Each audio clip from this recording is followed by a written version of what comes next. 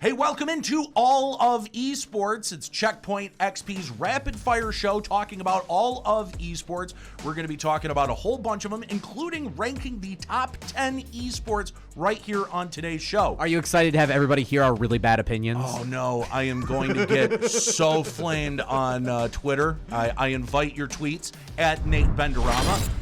But we start today with the Houston Outlaws. They win their very first game in front of a very receptive home crowd. Their homestand event was a huge success, not just from a team standpoint, but from a marketing and event standpoint. But Weirdbeard, my question to you is, can this start an Outlaws rebound? They have the opportunity to maybe win a few more games. If you had asked me last week how many games are they going to win this season, I would have been able to count on one hand. Now I can maybe count on two. It's like going from nothing to something is going to be a large increase, but I don't think, they're not going to be competitive for a league championship anytime soon. No, I don't think so. I mean, they clearly didn't come out with a dominant performance. It's not like they stomped the Toronto Defiant. It was a 3-1 game. It was competitive, but they looked mad okay. Like that's about the best that I could say for it. And the thing is that like I think more than that the Toronto Defiant had a really difficult weekend. They lost both their games and looked pretty sluggish in both of them. So I think that, Houston got saddled with a really good opponent for that round for their homestand. But I've got a secondary question actually for you, Weirdbeard. Do you think that this proves that there is a home field advantage when it comes to esports? Absolutely. I think that especially because the Houston homestand was electric for a team that had won 0 games so far this entire season. That's true. So, it shows that even it can give a lift to the bottom cellar dweller teams. I think you're going to be able to really see that in the future as homestands continue. And I think it gets into the head of the competition, right? If you're coming from one of these places where, maybe the crowd is very subdued, Korea, China, we've seen these crowds be very respectful of the competition, right? And I think coming out and being booed, that has a very big way of getting in your head if you're a competitor. I think we need to talk about the biggest thing that happened in this past week that will impact, I think, maybe the next 3 years, which is Valorant, whatever you want to say, because nobody said the title yet. It's the newest FPS shooter that's coming out from Riot Games. It looks a lot like CSGO. It has some Overwatch kind of like things in it. Nate, do you think that this is going to kill CSGO and just take them at their throat? I think it has the best chance of taking down CSGO out of anything else. Now, you had already said it looks a lot like CSGO. So, you've got some new elements thrown in there, some character abilities, some things that are not strictly tactical shooter elements, right? So that's going to be a new element to throw in there, but it mostly seems like it's a game that's focused on clicking heads and making deads, which is it's a big part of Counter-Strike Global Offensive as well. But listen, if any game was going to beat Counter-Strike on being like a realistic military shooter, Rainbow Six Siege would be a bigger game. You're right, but Rainbow Six Siege adds to the amount of mechanics that the players are having to deal with. I didn't see, outside of the abilities in this game, I didn't see anything in there that really made it deviate so far from Counter-Strike Global Offensive as to make me think that their player base is going to riot because of it. I think that they're going to glom around this game, and I think it's going to take a lot of talent away from Counter-Strike. I think the biggest number one concern that I have for the future and health of CSGO is going to be seeing how many pros stop competing in these ESL tournaments. It's their first season for the CSGO tournaments, and if everybody's ditching it to go to Valorant, it's going to be a problem. Well, one of the big criticisms of the Counter-Strike scene is just how stagnant it is. How do you get new blood into a game that's been around for 15 years? True. So I think that this also gives an opportunity to new talent coming in and wanting to make their mark on a tactical shooter game. All right, we got to switch gears and talk about a little bit about League of Legends. Team Liquid has been having some big problems this season. However, those fortunes seem to look as if they've been reversed this past week. They went 2-0, but there was a big difference. They benched Doublelift, their star player. So Weirdbeard, my question to you is, could Doublelift actually be the problem for Team Liquid? I think that this gets into a conversation of not necessarily skill versus is he the best player in the world, but sometimes even a Tom Brady type character could be bad for a team. You don't know the chemistry, you don't know the communication, you don't know the whole, like, sometimes flukes just happen, right? Like, even people who are bad are on winning teams. That doesn't mean that necessarily it may be him as a player, but it could be him just as a force on the team. So do you think, do you give Doublelift the opportunity to kind of figure it out, or do you bench him and keep him benched if the squad continues to perform? I think this conversation of even having to bench him tarnishes his overall GOAT status in the community, and I think it's impacting his legacy. The days that go on where he stays on Cloud 9 will make him a worse player in the long term. Now, you may have a point. The Rogues Gallery getting involved there. Listen. You may have a point, but the asterisk that comes with this story is that Doublelift says, or the Team Liquid says, that Doublelift was sick. Okay, that's the reason that he was benched. Does that matter? No. No. If they win without him, it shows that he is the problem. It doesn't matter how they get there. A win's a win's a win's a win's a win. And if they do it without Doublelift, they can continue doing it when they trade him or sell his contract off to somebody else. All right, lots more coming up here on All of Esports. Stay with us, because coming up next, we're going to rank the esports leagues. Stick around. That's ahead next.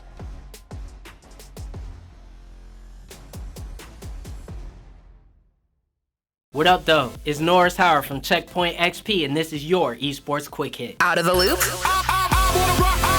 Here's your CheckpointXP Esports Quick Hit. Quick Hit.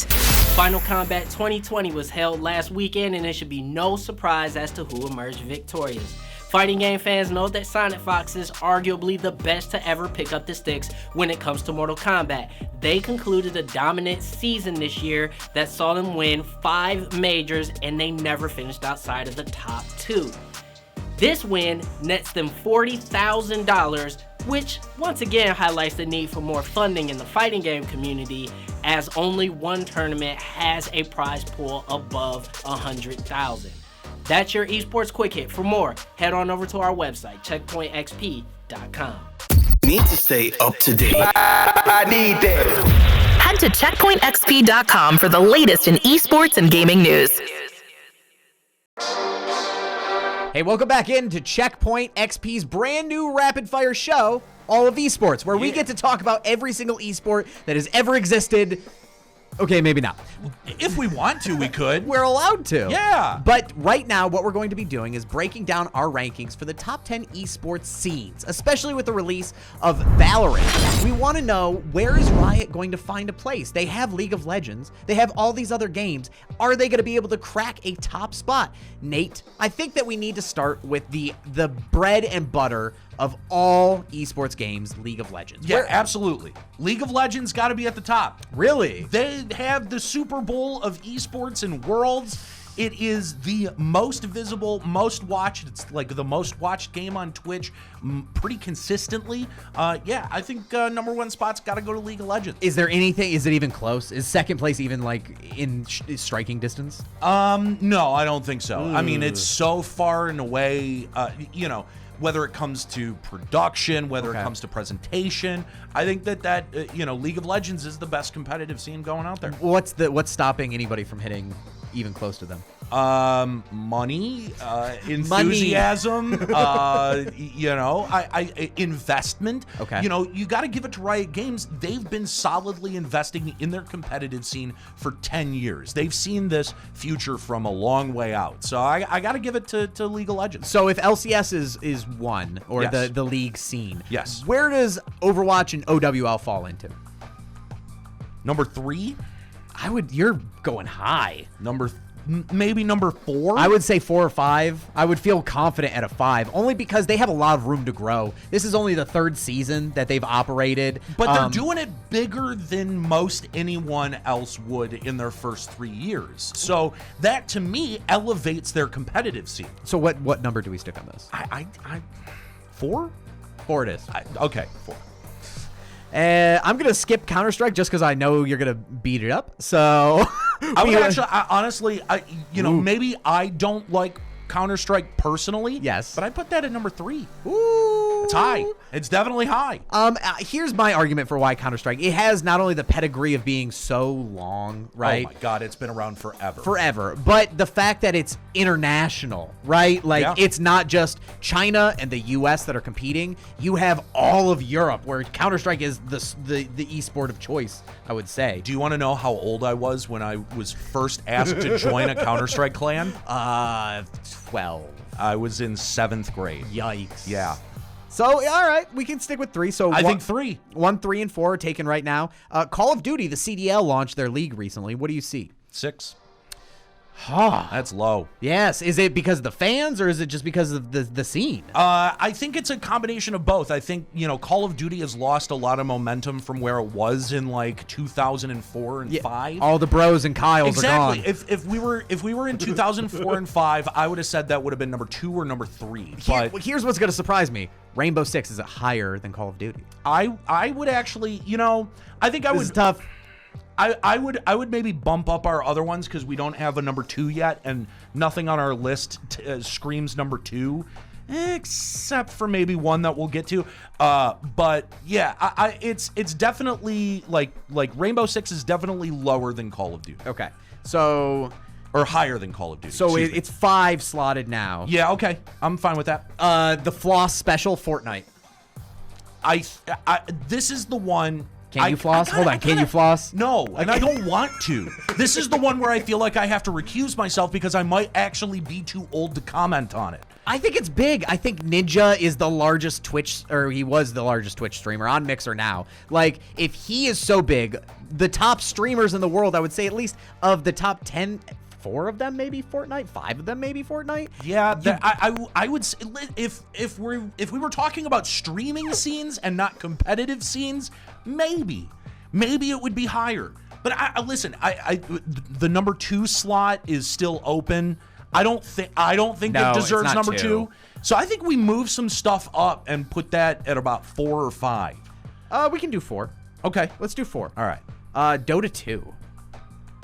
I play no Dota. I think it's 10. Don't. I'm gonna get hate for that, but 10. Can we at least put? It's got to be 8. It's got to be 8. It can not dead last. All right. I mean, we haven't gotten to the fighting game community yet, but let's do it. FGC. Where does FGC rank? See, I would have put that 5 and above. Okay. Like between 4 and 5, I would have put the FGC if I'm talking personally. All right. I don't know, man. Maybe 7. All right. That leaves StarCraft as number 10. Okay, yeah, I'll accept StarCraft as number 10. One last thought: where does Valorant slide, and does it dethrone any of these? I think it's gonna eat a lot out of Counter-Strike Global Offensive. Yes. So I think that it'll knock Counter-Strike from that top 4 position, and I think you could put Valorant safely at number 5, but CS:GO would drop down to like 8. Oh, this is disrespectful. If you have any opinions, you can tweet us at CheckpointXP. That's right. Come at me, bro. It's going to be real bad. On the backside, we're talking about the coronavirus, how it's affecting people in the esports scene, as well as IEM Katowice. What a blowout. All ahead next on CheckpointXP's All of Esports. Cheery conversations.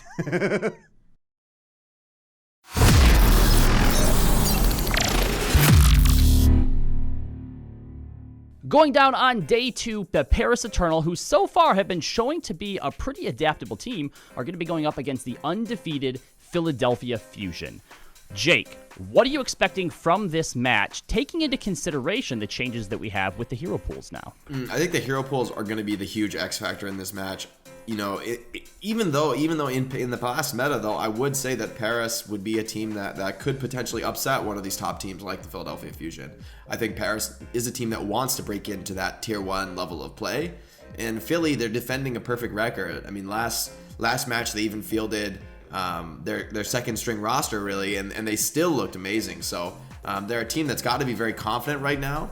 And the question is, does that confidence turn to hubris, or is it exactly what they need to convert a win in the new meta with the hero pools? Welcome back to all of Esports, Checkpoint XP's latest show, all about rapid fire hits on esports. Can you be rapid fire for me, Nate? Like Perfect. Like, what are we talking about here? We're talking about every single esport that's around, and I want to start off with IEM Katowice, and there was no crowd there this year. It was absolutely disappointing, in my opinion. Dead silent to be able to hear, but not only was the crowd disappointing, the gameplay wasn't exactly amazing. You had Na'Vi defeating G2, Kenny S's first return to a grand finals in 9 years, and he slumped away with getting his butt spanked. Nate, is it disappointing to see a finals that's a huge blowout? Yes, of course it is. I think with anything, like any finals, you want it to be close. You want it to be contested. If you have a team that comes in and absolutely crushes the other team, and that's what you want to see, you might actually be a psychopath. I don't know. It's kind of fun watching a team be very good at what they do. Yeah. That's why people are fans of the Patriots. Once. It's fun once. It's fun to see that once, because every other time that it happens, now it's boring. I mean, I grew up with a dominant Yankees team when I was growing up, and it was the most boring. No one my age watches baseball. And why? Because it was a foregone conclusion. The Yankees are going to win every time they hit the field. Yeah. It was boring. I don't want to see dominance. I want to see parity. I want to see teams that are it's a competitive matchup. It's going to be close. Push it to, game 5 or whatever your extra rounds are. That's what I want to see, especially out of a grand final. I don't know. I'm a fan of competition. I like teams that like winning, I like being a fan of always knowing my boys are about to go in there and whoop some ass, especially because the semis were super competitive. There was plenty of overtimes, in fact, on both sides of the bracket going into the semis, and it was bad going in those finals. Listen, I just think that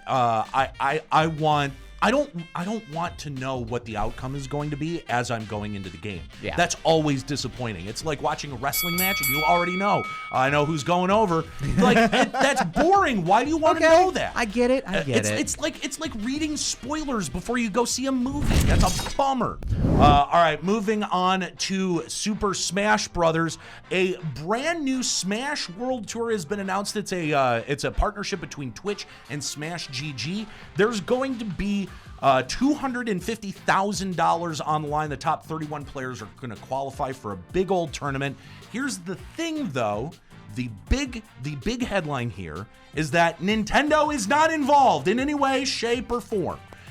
My question here is that should Nintendo even care about their esports scene? Hell no. Why should Nintendo care? Because they've demonstrated that there's an entire scene of people that will care for them. What impetus do you give? From a emotional standpoint, yeah, Nintendo should care.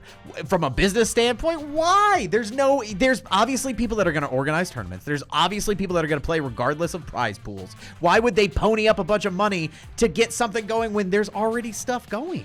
I think that's actually a remarkably good point, because what's the impetus for Riot to promote the League of Legends competitive scene? Yes. So that when they put out their second game, people will go out and buy it, right?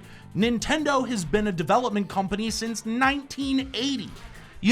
They have the legions of fans that Riot Games is trying to convert people with their esports scene. People are going to buy Nintendo games regardless. Yeah, no matter and people what. are going to defend Nintendo games regardless. They're going to be out there.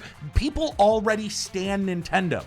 Riot Games had no stands when they started 10 years ago, and they needed to invest in some part. Like, if you're making a new game, if you're a new developer, if you're a new hardware developer, I understand investing in esports because that's the way you sort of reinvest in your own company and in the enthusiasm surrounding your own company. It's the 2020 of building infrastructure. Exactly. If you already have that enthusiasm like Nintendo has had for the past 20 years, why bother? Absolutely. In sad news, we're actually going to talk a little bit about how esports is being affected by the coronavirus. We've had multiple cancellations, like we mentioned, from IEM Katowice with no crowd to Game Developers Conference actually being just totally canceled. Nate, are we on the uphill or the downhill of where the cancellations are sitting? Man, I hate to be the one that says this, but I think we're on the uphill. I think we're going to see far more cancellations before we start seeing events proceed as normal. There are a couple of caveats here, is that, you know, with some events, we are so far into the planning stages that, you know, people are going to look at their investment, the travel plans that they've already made. The companies are going to look at how much they've already invested in promoting events. And some people are going to make the decision to continue forward. I don't know that that's the right decision, but that is still going to be some people's decision. I think we have the better part of a year before we start seeing a full year. Yeah, I think this is going to impact. I mean, we've got to see what it does throughout the summer. Yeah. But yeah, I think that this is going to be much longer term than anyone really wants to admit. I think it's the same thing with the LPL teams that, you know, have been essentially just blown out in China, right? Yeah. Like they're no longer operating. I think that essentially any big gathering or crowd type environment is going to be put on hiatus in the next 6 to 7 months minimum. Yeah, absolutely. And, you know, I think that that's the right decision, right? Like, I think, you know, some people are being very critical of these decisions and they're like, you're overreacting. And I don't think we are. This is something that is wholly unique. We've never seen this. We've never seen this before in the whole of human history. Like, events this big get canceled. I mean, we're talking about things like WrestleMania. Yes. The 007 movie. I was gonna say, if it affects a Bond movie, it's a thing. That's the barometer that I go by. Exactly. So, you know what? I think that we're gonna see a lot more of this before we start seeing, you know, everything sort of proceed as normal, or everything return to normal. You know what I mean?